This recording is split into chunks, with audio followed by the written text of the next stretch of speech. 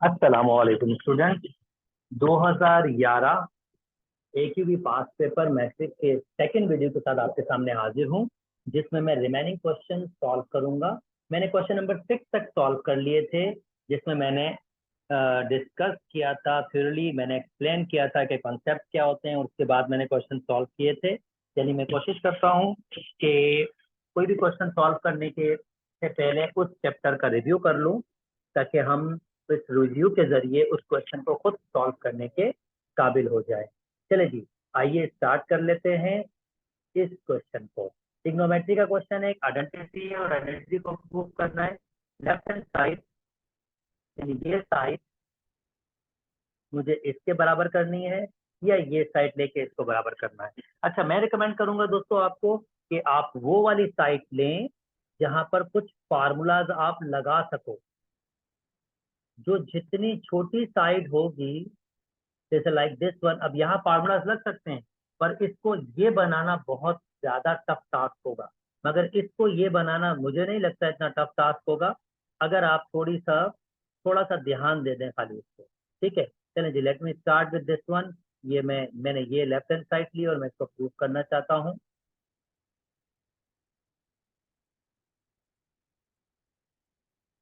Okay, तो अब कुछ आइडेंटिटीज आपके पास फार्मूला शीट मौजूद है, जिसमें आपके पास फार्मूला शीट में ये गिवन होगा कि 1 + tan² theta is equal to sec² theta, और 1 + cot² theta is equal to आपके पास बराबर होगा cosec² थीटा के, और lastly sin² theta plus cos² theta बराबर होता है आपके पास 1 के।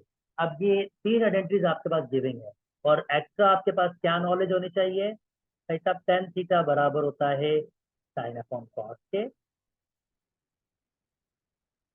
cot थीटा बराबर होता है cos/sin के,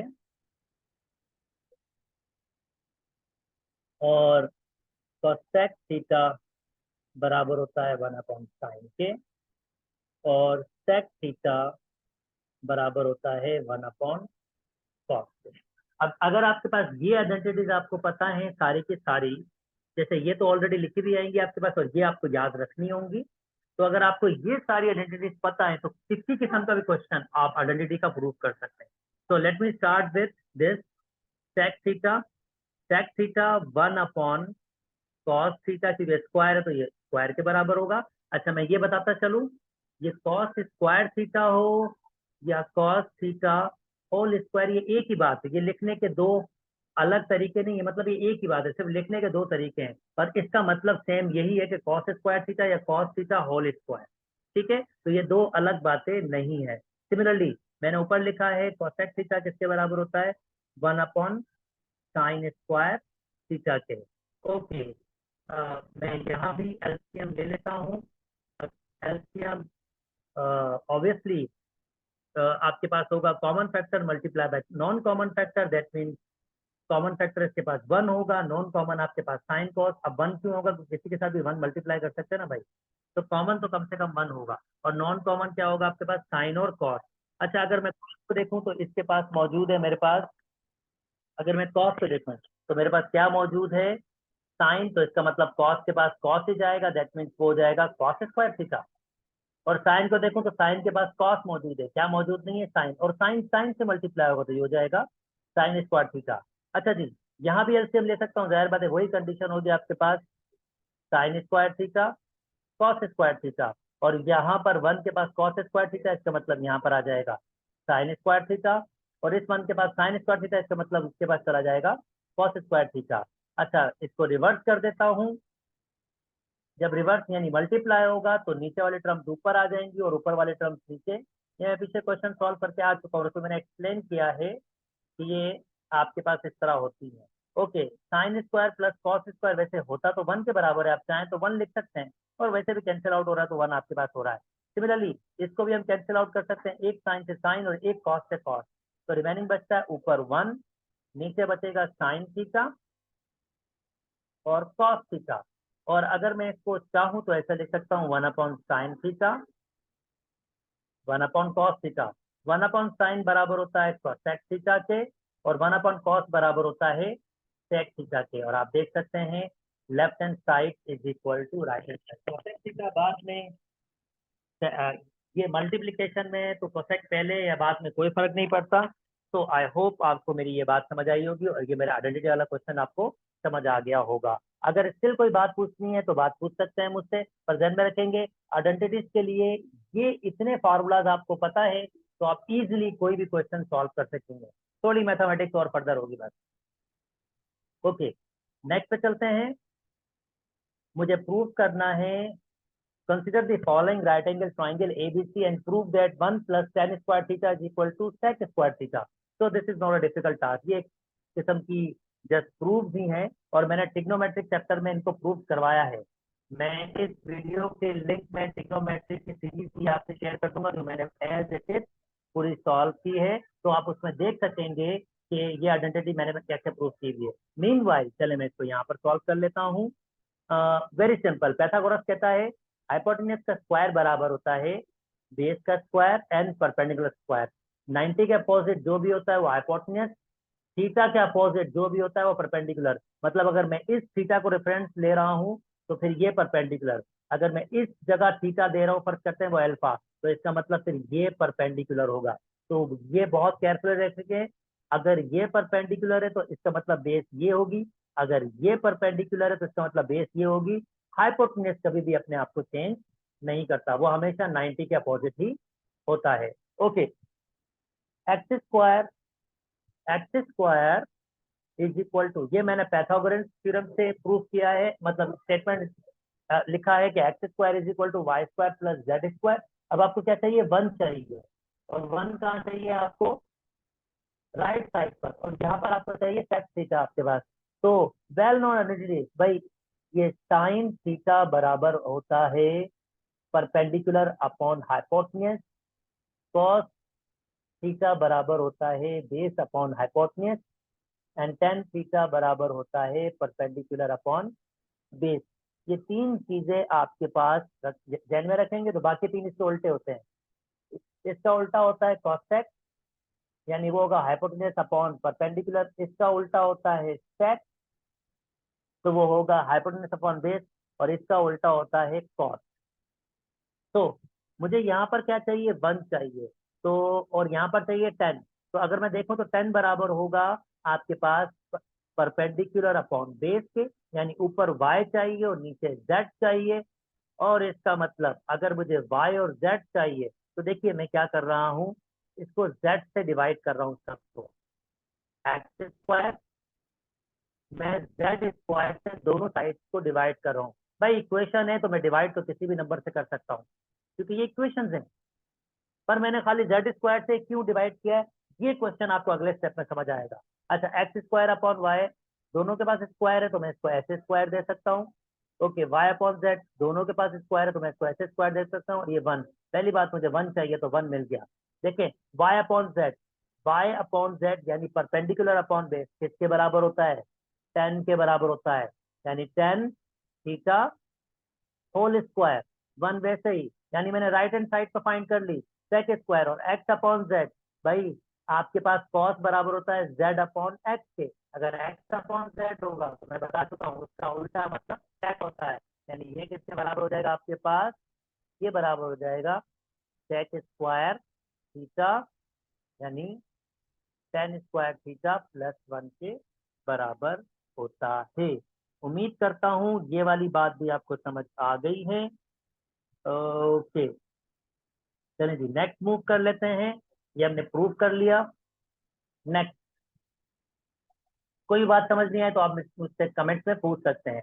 चलें जी, एक फिगर आपके पास दी हुई है और ये फिगर दी हुई है, इफ टू कॉन्ग्रेंट रेक्टेंगल, ये कॉन्ग्रेंट रेक्टेंगल का मतलब ये होगा कि उनकी लेंथ एक जितनी होगी, यानी जितना ए भी होगा उतना ही आपके पास एफ ई, क्योंकि ये रेक्टेंगल्स है तो आपको शायद ऑलरेडी पता है कि अपोजिट साइड बराबर होती हैं, यानी ये साइड इसके बराबर होगी और ये वाली भाई साहब साइड इस वाली भाई साहब साइड के बराबर होगी। ठीक है, सिमिलरली यहाँ भी ऐसा होगा, ये वाली इसके बराबर होगी और ये वाली इसके बराबर। और मैं आपको ये भी बता दूं कि कॉन्ग्रेंट्स हैं दोनों, तो इसका मतलब है एफ ई बराबर होगा ए बी के, या एफ ई बराबर होगा डी सी के, क्योंकि ये साइड इसके बराबर होगी, तो अगर ये साइड इसके बराबर है तो इसका मतलब ये साइड ऑटोमेटिकली इसके बराबर भी होगी।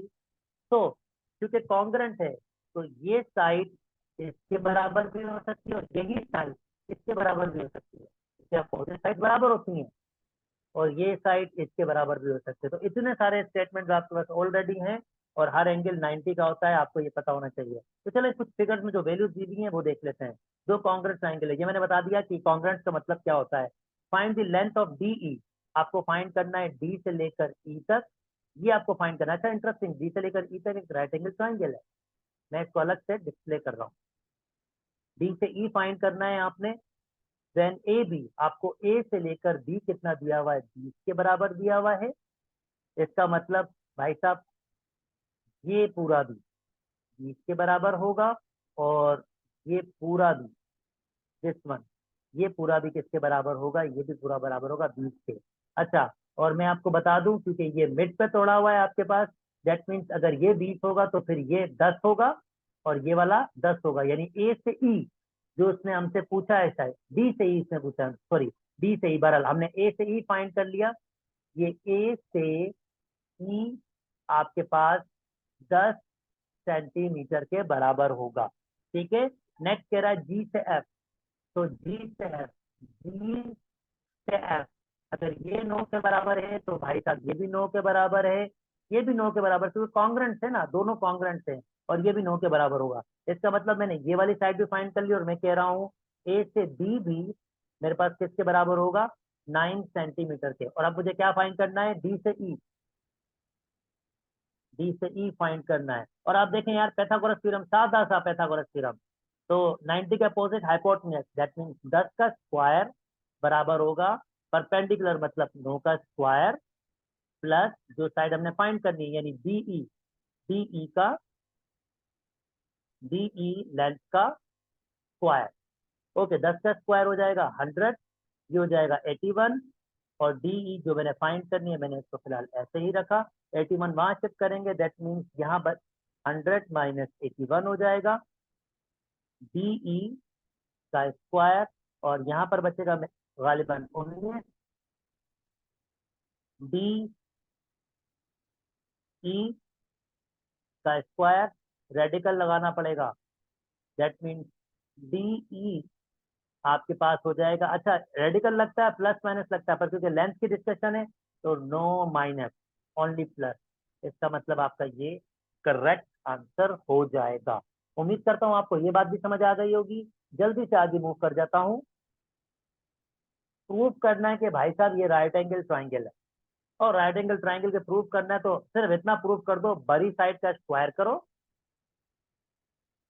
बड़ी साइड का स्क्वायर करो, दो छोटी साइड के स्क्वायर के सम के बराबर हो। मतलब हाइपोटेनस का स्क्वायर बराबर होता है बेस का स्क्वायर एंड परपेंडिकुलर का स्क्वायर। अगर आपको ये पहचानने में मुश्किल हो रही है कि बड़ी साइड कौन सी है, जाहिर बात है 15 रेडिकल 3 है तो बड़ा ही होगा, तो 15 रेडिकल 3 बड़ा ही होगा, ये दो छोटी होंगी आपके पास। ओके, 15 रेडिकल 3 को हम कैसे सॉल्व कर सकते हैं, 15 का हो जाएगा 2 5, और रेडिकल 3 का ओनली 3 हो जाएगा, दोनों पर स्क्वायर जाएगा, 9 का हो जाएगा 81, और इसका हो जाएगा 3, 12 का हो जाएगा 144, और इसका हो जाएगा 3।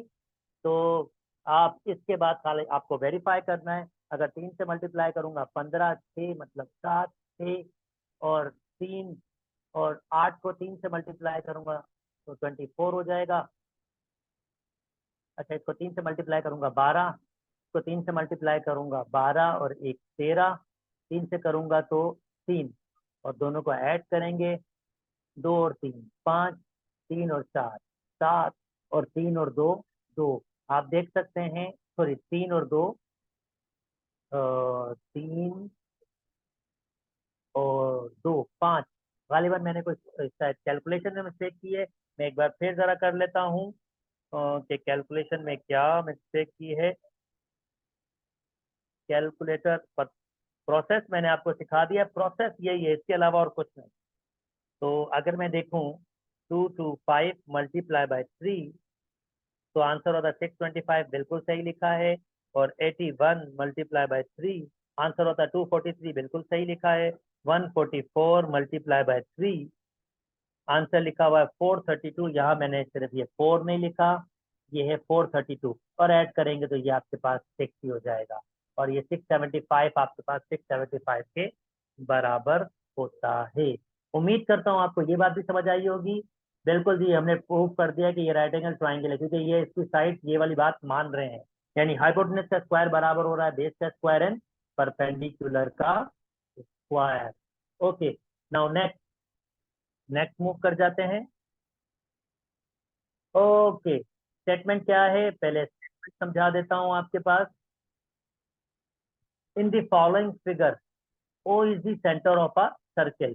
अच्छा जी, आपके कह रहा है find the measurement of B C and give the reason. ये ध्यान में रखिएगा, अगर कोई लाइन सेंटर से स्टार्ट हो और 90 का एंगल बनाए, तो ये शर्त है कि वो इसको दो इक्वल पार्ट्स में तोड़ेगी तोड़ेगी। अच्छा, देखिए मैंने इसको सेम नहीं कहा, क्योंकि इसने कहीं भी कुछ नहीं लिखा कि ये दो कॉर्ड्स बराबर है, पर मुझे इतना पता है ये इसको दो इक्वल पार्ट्स में तोड़ेगी तोड़ेगी। मतलब अगर ये 5 है तो ये भी 5 ही होगा। कह रहा है in a following figure O is the centre of a circle, अगर 90 का एंगल बनाएगी तो दो इक्वल पार्ट्स में तोड़ेगी। अच्छा जी, और अब अगर स्टेटमेंट लिखा हो गया ये 4 है और ये 4 है, अगर ओरिजिन अगर सेंटर से ये लेंथ बराबर हो, तो इसका मतलब कॉर्ड की लेंथ भी एग्जैक्टली बराबर होगी। दैट मीन्स इस कंडीशन में 3 लाइन नहीं, 2 लाइन ही होंगी, 2 लाइन ही होंगी आपके पास। यानी आप क्या करेंगे, ये 2 लाइन ही होंगी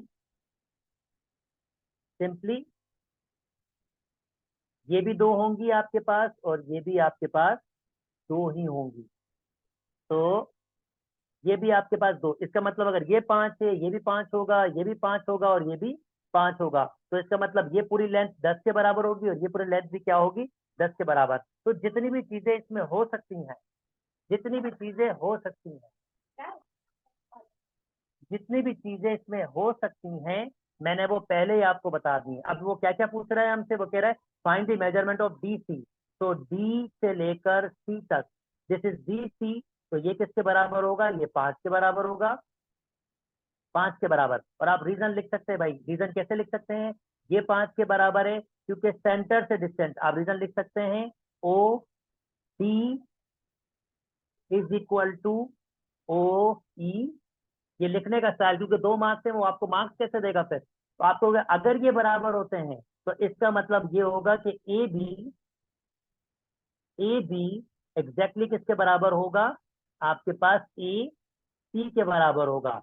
और अगर ए बी ए सी के बराबर है, तो इसका मतलब इससे आप ये कह सकते हो कि ई बी एग्जैक्टली किसके बराबर होगा, डी सी के। और डी सी की वैल्यू आपके पास यहाँ पर क्या आ जाएगी, आप यहाँ लिख सकते हो 5 के बराबर होगी। ठीक है, जल्दी जल्दी अगले क्वेश्चन कर लेते हैं। आई होप मेरी बात समझ आई है। लिखने का तरीका बहुत जरूरी है। 2 मार्क्स आपको जैसे मिलेंगे वो आपको लिखना आना चाहिए, वरना वो आपको 2 मार्क्स कैसे देगा। यस, आप डायरेक्टली आंसर बता सकते हो, यस आप फिगर में डायरेक्टली बोल सकते हो, मगर आपको फिर भी अगर स्कोर चाहिए तो वो राइटिंग जरूरी है, बहुत बहुत बहुत जरूरी है। Find the measurement of A B. अच्छा, ए बी मैंने बता दिया था, ये 5 है तो ये भी 5 होगा। तो आप कहोगे भाई, आप इसके स्टेटमेंट कैसे लिखोगे, आप कहोगे भाई कि A E is equal to E B. तो भाई अगर ये दो आपस में बराबर हैं, तो इसका मतलब ए से बी आपके पास होगा ए ई प्लस ई बी से। तो ये होगा 5 प्लस 5, तो कितना हो जाएगा आपके पास, ये 10। उम्मीद करता हूँ ये वाली बात, लिखने का स्टाइल बहुत बहुत बहुत जरूरी है। तो लिखना आपको जरूर आना चाहिए, आपको 2 मार्क्स फिर कैसे मिलेंगे। जल्दी से जल्दी से जल्दी से आगे मूव कर जाते हैं। 10वां क्वेश्चन आपके पास है, 10वां क्वेश्चन है आपके पास। कहता है यार एक साइक्लिक कोऑर्डिनेटर, मैंने एमसीक्यूज वाली वीडियो में शेयर किया था आपके पास साइक्लिक कोऑर्डिनेटर क्या होता है। प्लीज वो वीडियो जरूर देखें ताकि आपको ये क्वेश्चन मुश्किल ना लगे। ये एक साइक्लिक क्वाड्रिलेटरल बना हुआ है। मैं रिपीट नहीं करूंगा, मैं रिक्वेस्ट करूंगा कि आप प्लीज एमसीक्यूज वाली वीडियो देखें, तो उसमें आपको पता चलेगा साइक्लिक कोऑर्डिनेटर क्या होता है। मैं यहाँ डायरेक्टली फॉर्म करूंगा। एक साइक्लिक कोऑर्डिनेटर में अपोजिट एंगल का सम आपके पास बराबर होता है। अगर ये एक्स होगा तो ये भी आपके पास क्या होगा, एक्स होगा। और आपके पास 26 प्लस वाई, यानी ये पूरा आपके पास किसके बराबर होगा, 118 के, यानी 26 प्लस वाई किसके बराबर होगा, 118 डिग्री के, और वाई किसके बराबर हो जाएगा, 118 डिग्री माइनस 26, और वाई किसके, वाई बराबर हो जाएगा आपके पास, अगर इसमें माइनस करेंगे तो ये हो जाएगा 2 बचेगा, और 11 में से 2 जाएंगे तो 9, 92 के बराबर हो जाएगा। ये y की वैल्यू आ गई है आपके पास। ओके, अगर आपको x फाइंड करना है तो हमें इतना पता है, चारों का सम 180 के बराबर होता है, क्योंकि क्वाड्रिलेटरल है, इसका मतलब x plus x, x plus x plus, और ये 118, और अपोजिट भी डेफिनेटली 118 ही होना चाहिए, क्योंकि अपोजिट बराबर होते हैं साइक्लिक क्वाड्रिल में। ये किसके बराबर होंगे, 360 के, 360 के, तो इसका मतलब ये हो जाएगा 2x प्लस 118, और 118 प्लस 118 को जमा कर लेते हैं हम, तो ये हमारे पास कितने हो जाएंगे, ये हमारे पास हो जाएंगे 8 और 8 16, और 1 और 1 2, that mean 226 is equal to 360, और अगर हम इसको माइनस कर देंगे 360 को 226 से, तो रिमेनिंग जो हमारा बचेगा ये 10, 10 में से 6 जाएंगे तो 4, 5 में से 2 जाएंगे तो 3, और 3 में से 2 जाएंगे तो 1, 2x कैंसिल आउट कर दीजिए, x किसके बराबर हो जाएगा, 6, और 1 जाएगा 7, 67 के बराबर हो जाएगा। आई होप मेरी बात आपको समझ आ गई है।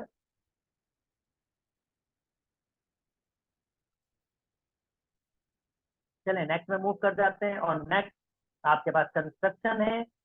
कंस्ट्रक्शन मैंने वीडियो शेयर कर दी है, इस लिंक में मैं डाल दूंगा। ये कंस्ट्रक्शन की मैंने वीडियो रखी है, आप वहाँ वीडियो से देख सकते हैं, क्योंकि इसको बनाना यहाँ पर थोड़ा सा मुश्किल होगा, पर मैंने इसकी वीडियोस आपको सिखाई हैं, पूरा हर एक एक एक स्टेप सिखाया है, वीडियो सीरीज है, पूरी कंस्ट्रक्शन की वीडियो सीरीज है, आप इसको जरूर देखें, मैंने प्लेलिस्ट में आपके पास यहाँ रखी है। इस वीडियो के लिंक में भी, नीचे लिंक में मैं वो दे दूंगा। ये पास पेपर आपका कंप्लीट हुआ, उम्मीद करते हैं आपको ये बात समझ आई होगी। अपना ख्याल रखिएगा, अल्लाह हाफिज।